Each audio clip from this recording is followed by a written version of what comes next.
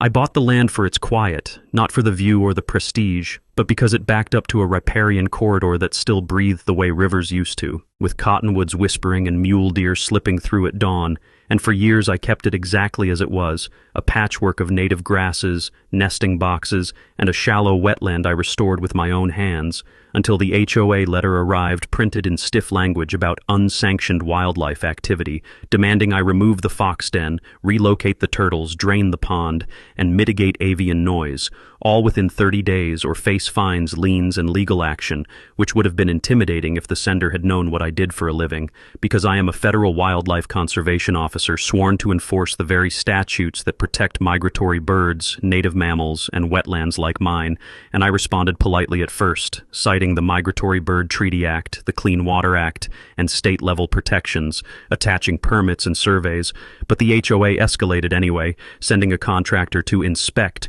posting violation signs on my fence, and circulating rumors that I was running an illegal sanctuary, so I invited them to a meeting on site, arrived in uniform with my badge visible, and walked them through the land species by species, pointing out active nests, flagged buffers, and the recorded presence of a threatened amphibian, explaining how fines they were threatening me with were dwarfed by the penalties for harassment, destruction, or forced displacement of protected wildlife, and how any attempt to drain the pond would trigger federal enforcement, which finally shifted the room from bluster to silence, because authority sounds different when it's backed by law and data, and within a week the violations were rescinded, the signs removed, and the HOA issued a carefully worded apology, later amending their bylaws to recognize conservation easements, and now, when the fox kits tumble at dusk and the herons lift from the reeds, the neighborhood brags about our protected green space, unaware that it was never theirs to control, only ours to respect.